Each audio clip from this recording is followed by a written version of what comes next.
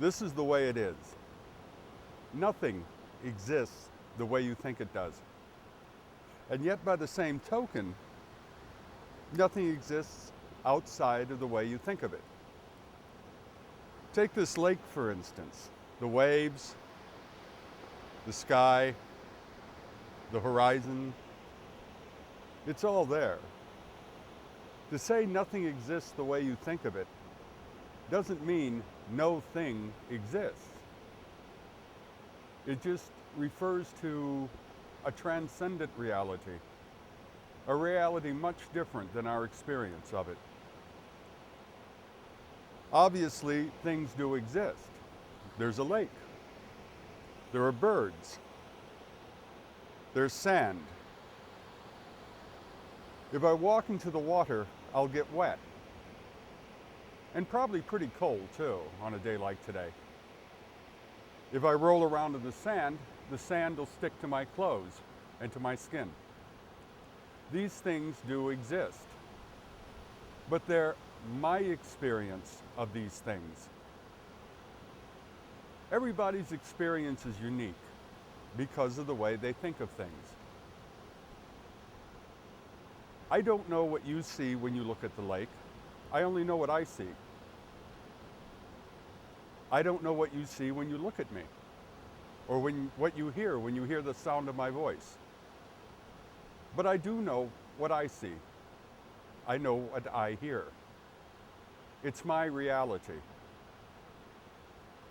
It's unreasonable for me to assume that your experience of reality is going to be similar or even identical to my own. We all experience life from our own unique perspective.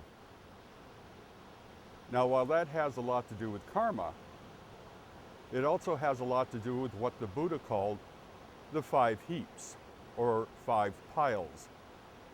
He used the word khandha. We use the word aggregate.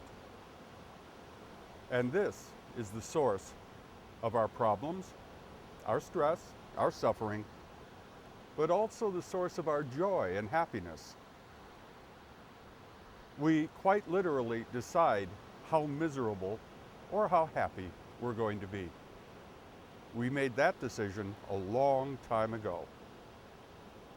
When the Buddha talked about the 5 aggregates, he used sand. And he probably did something like this.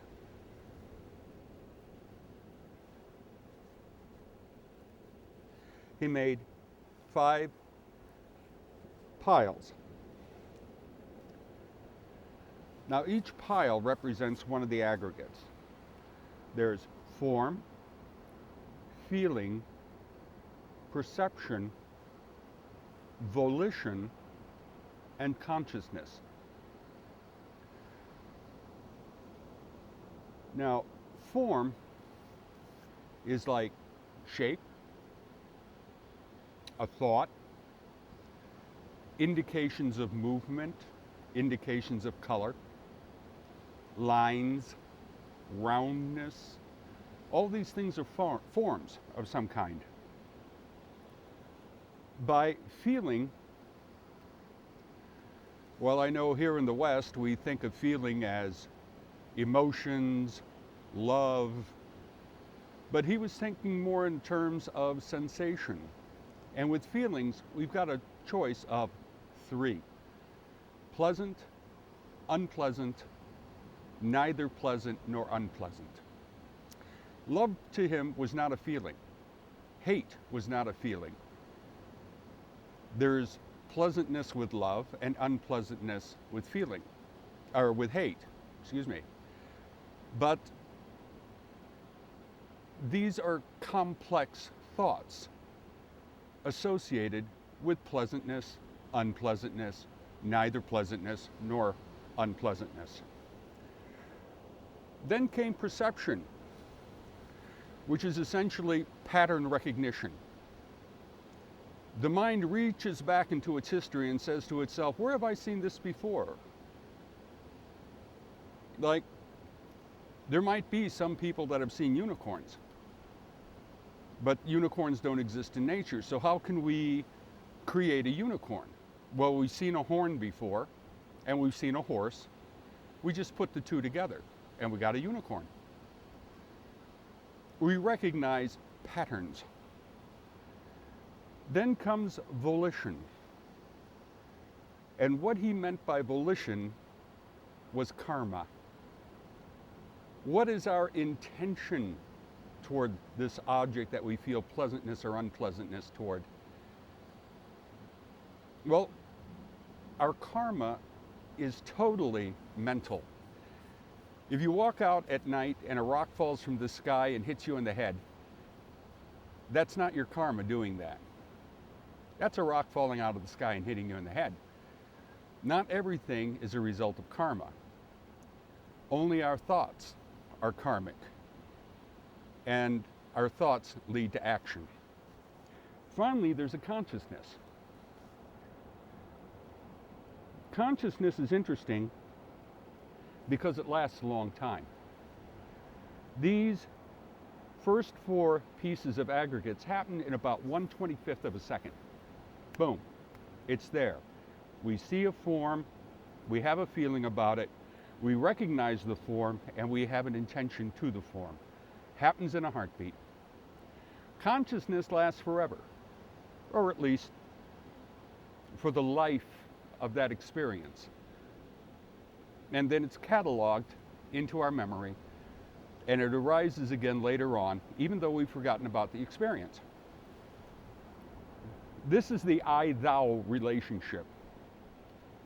When I create a this, I'm also creating a this. We exist only in relationship to other things. When we're not in a relationship to another thing or another person, then we don't notice ourselves. We're not self-conscious.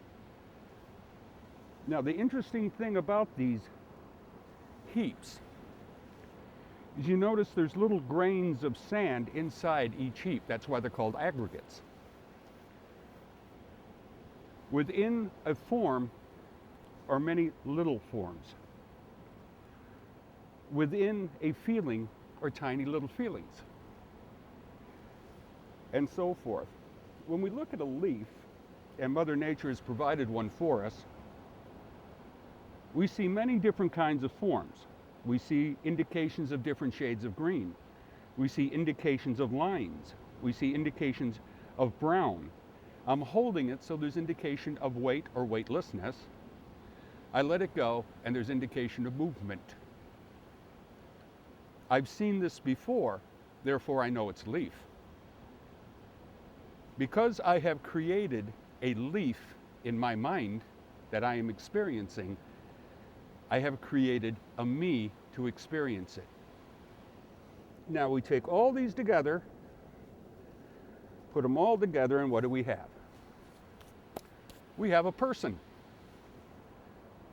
This is what we are.